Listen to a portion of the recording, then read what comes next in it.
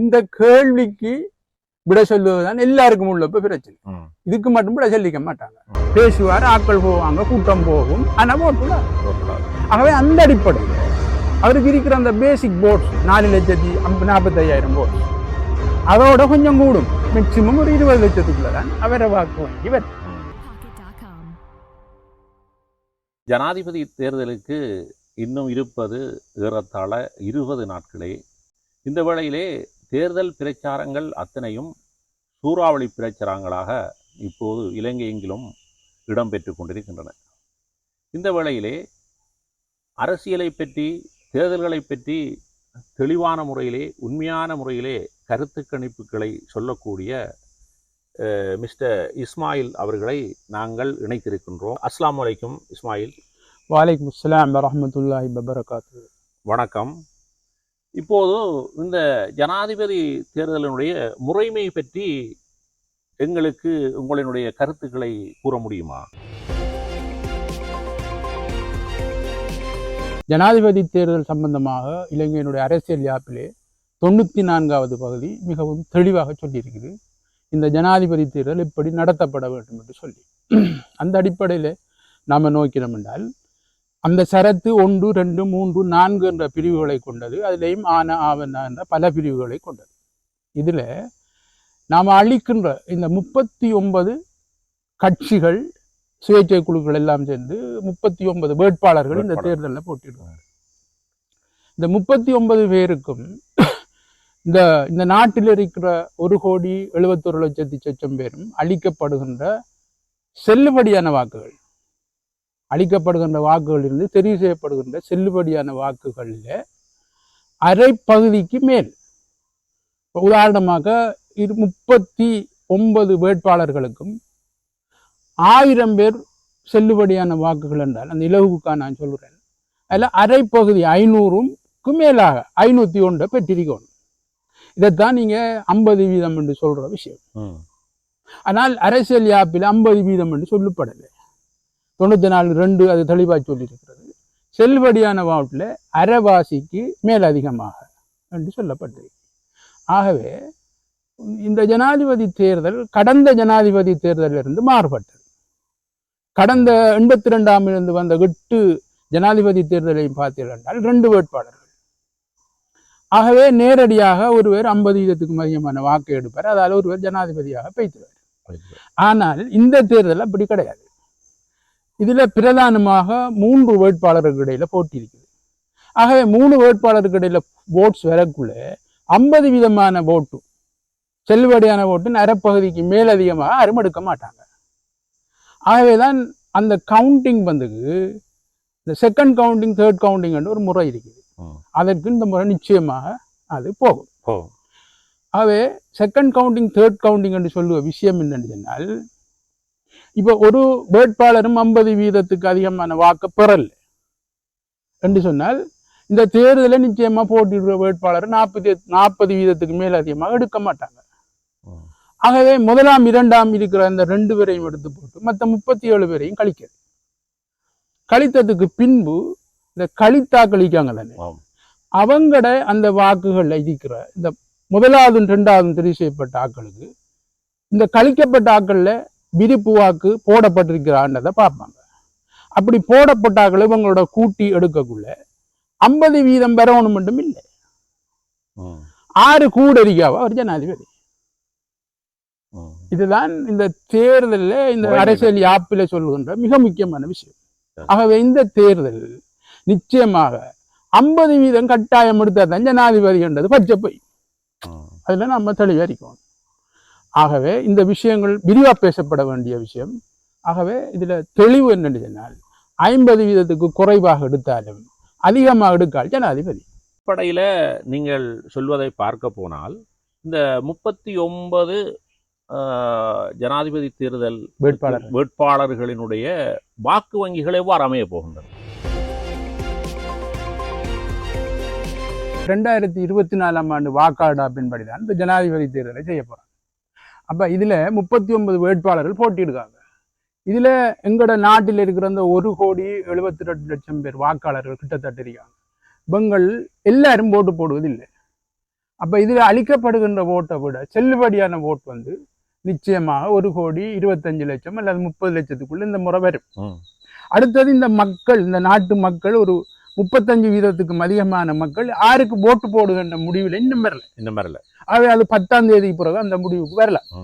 ஆனா இப்ப எப்படி சொல்லலாம் என்றால், இப்ப இங்க வந்துகிட்டு இருக்கிற அந்த 37-39 வேட்பாளர்களை பிரதானமாக நம்ம கருத்தில் கொள்ள வேண்டியார்கள் ரணில் விக்ரமசிங்க, சஜித் பிரேமதாசா, அனுரகுமார திசாநாயக, அடுத்தது திலீப் ஜெயவர்தன, அடுத்தது நாமல் ராஜபக்ச.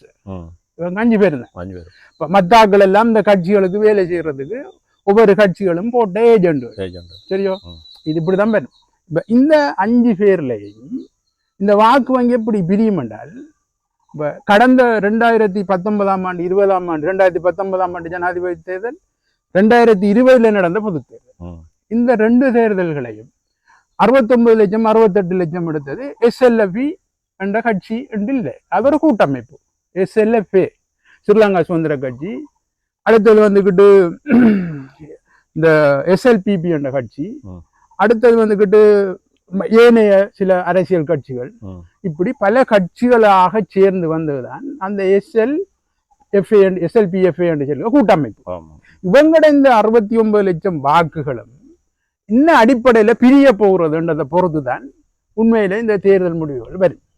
ஆகவே பேசிக் போட்ஸ் என்று சொல்ல ஒரு விஷயம் இருக்குது. அப்ப பேசிக் போட் என்று யாருக்கு இருக்கின்றால் சஜித் பிரேமதாசாக்கு தான் இருக்குது. எடுத்துக்கிட்டோம் எப்படினால், ஜனாதிபதி தேர்தல் 55 லட்சம் எடுக்கார் சஜித் பிரேமதாசா. ஆனால் அதே சஜித் பிரேமதாசா 55 லட்சம் ஜனாதிபதி 2019ஆம் ஆண்டு எடுக்கிறார். ரணில் விக்ரமசிங்கோட சேர்ந்து அன்னம் சின்னத்துல கேட்டதாரு. திருப்பி 2020 பொது தேர்தல்ல 27,71,984 ஓட்டு தான் சஜித் பிரேமதாசா எடுத்தார். ஆகவே அங்க 27 லட்சம் ஓட்ஸ் வந்து தொக்கி நிக்கி. அப்ப அந்த 27 லட்சம் ஐக்கிய கட்சிகிட்ட இருக்கா அல்லது SLFA இருக்கா என்றது ஒரு பிரச்சனை. சரியா? அப்ப பேசிக் போட்ஸ் வந்து யார்கிட்ட இருக்கா? சஜித்து கிட்ட. அங்காலம் நாமல் எடுத்துக்கிட்டோம் என்றால் நாமலுக்கு பெரிய ஒரு வாக்கு வாங்கி இந்த முறை வரப்போறது இல்லை. அடுத்தது ரணில் விக்ரமசிங்க எடுத்தோம்னா அவரோட இந்த SLPA 100 அப்படின்னு சொல்லி ஒரு குரூப் ஒன்று சேர்த்திருக்கிறார். அவருக்கு என்ன மாதிரி இந்த வாக்குத்தளம் வரும். அடுத்தது இங்க நான் ஏற்கனவே சொன்ன மாதிரி ஜனாதிபதி தேர்தலுக்கும் பொது தேர்தலுக்கும் இடைப்பட்ட அந்த வாக்குத்தளம், அதாவது 27 லட்சம் ஓட்ஸ் எங்க இருக்கின்ற பிரச்சனை. இப்ப இதுகளை பொறுத்து தான் ரணிலுடைய வாக்கு வங்கி தீர்மானிக்கப்படுது. அடுத்தது வந்துகிட்டு அனுரகுமார திசாநாயகா. 82ஆம் ஆண்டிலிருந்து இந்த 2019ஆம் ஆண்டு வரைக்கும் நடந்த அந்த தேர்தல்களை பார்த்தீர்கள் 4% மேல அவர் போட்டை எடுக்கல. ஆகவே 4% மேல எடுக்காத ஒரு போட் இந்த அறகல போராட்டத்துக்கு பிறகு ஒரு 50% இல்லாட்டி 40% 8 ஆண்டு கேட்டாலே எடுக்காது. ஆகவே அனுரகுமார திசாநாயகா வளமையா பேசுவார், ஆக்கள் போவாங்க, கூட்டம் போகும், ஆனா ஓட்டுள்ளாது. ஆகவே அந்த அடிப்படையில அவருக்கு இருக்கிற அந்த பேசிக் போட்ஸ் 4,45,000 போட்ஸ் அதோட கொஞ்சம் கூடும். மேக்சிமம் ஒரு 20 லட்சத்துக்குள்ளதான் அவரை வாக்கு வாங்கி வரும். அதுக்கங்கால இருக்கிறது வந்து நாமல் ராஜபக்ச எப்படி என்ற நிலைமை 69 லட்சத்துல எல்லாம் பிரிச்சு போட்டு மிச்சம் எவ்வளவு வருதோ அந்த பேசிக்கல அவருக்கு ஒரு 10-15 லட்சத்துக்குள்ள வரக்கூடிய ஒரு சந்தர்ப்பம் இருக்கு. இதுக்கு அங்கால ஒரு ஒரு ஒரு அரசியல் கட்சி ஒன்று இருக்குது. அதுதான் அந்த திலீப் ஜெயவர்தனோட கட்சி. சரியா? திலீப் ஜெயவீர வந்துகிட்டு திலீப் வந்துகிட்டு அவர் இப்ப இருக்கிற ஆட்கள் கூட சேர்த்திருக்கிற ஆட்கள் இனவாதத்தோட சம்பந்தப்பட்ட ஆட்கள். ஏற்கனவே SLFல அதிகமான வாக்குகளை கொண்டு வந்தாங்க. ஆகவே அவர வாக்கு வங்கியும் இந்த தென்னிலங்கையில ஒரு பாரிய ஒரு 3வது இருக்கிற அரசியல் நிலைமை 5வது ஒரு கட்சியாக மாறப்போகுது. இப்படியான சூழல்கள் இருக்குது. அப்ப இந்த அடிப்படையில தான் இந்த வாக்கு வங்கி இந்த முறை பிரிகிறதுக்கு உரிய நடைமுறை இருக்குது. நீங்கள் கூறுவதை போல நாங்கள் எடுத்துக்கொண்டால் நீங்கள் யார் ஜனாதிபதியாக வருவார் என்று சொல்ல முடியுமா? நிச்சயமாக. என்னன்னு சொன்னால் இந்த கேள்விக்கு விட சொல்லுவதுதான் எல்லாருக்கும் உள்ள பிரச்சனை. இதுக்கு மட்டும் விட சொல்லிக்க மாட்டாங்க. நீங்க எங்க போய் பார்த்தாலும் விட சொல்லாத ஒரு கேள்வி. ரைட். இதை எப்படி என்றால் இப்ப என்ன நடக்கிற இந்த ஜனாதிபதி வேட்பாளர்களுக்கு இடையில 6 ஜனாதிபதி ஆகணும் என்றதில்லை போட்டி. போட்டி என்னென்றால் நான் ஏற்கனவே சொன்ன மாதிரி அரசியல் அமைப்பில் இருக்கிற அந்த 94 செக்ஷனில் வர இந்த முன்னுக்கு 2 பேரை தெரிவு செய்வாங்களே, அந்த 2 பேரும் 6 தான் இந்த போட்டி நடக்குது.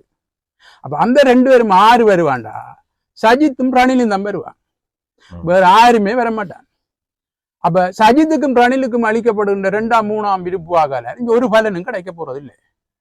மற்ற 37 வேட்பாளருக்கு நாம் அளிக்க போற 2ஆம் 3ஆம் விருப்பு வாக்குல ரணிலுக்கோ அல்லது சஜித்துக்கோ அளிக்கப்படுகிற அந்த வாக்குகளை கொண்டுதான் இந்த தேர்தலில் யாரு ஜனாதிபதி என்றதை கண்டுபிடிப்பார்.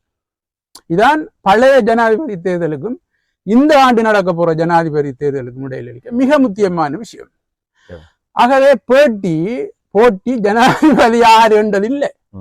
ஜனாதிபதி ஆறதுக்கு 2 பேர் வேணும். இப்ப அந்த 2 பேர் யாரு? அப்ப அந்த 2 பேர், ஒன்று ரணில், 2வது சஜித், வேற யாரும் இல்லை. இதான் இல்லைக்க விஷயம். அப்ப இந்த 2 பேர்ல 6 ஜனாதிபதி என்றதுதான் அடுத்த கேள்வி. அதை நாம் எப்ப செல்லலாம்டா? 10ஆம் தேதி செல்லலாம். உங்களுக்கு அதை செல்லலாம். அப்ப இதானே இல்லைக்க குழப்பம். அவ எல்லாரும் பாக்காங்க 6 ஜனாதிபதி ஒரு ஆளை தேடுவாங்க. ஒரு ஆளை நீங்க வேடவே இல்லை.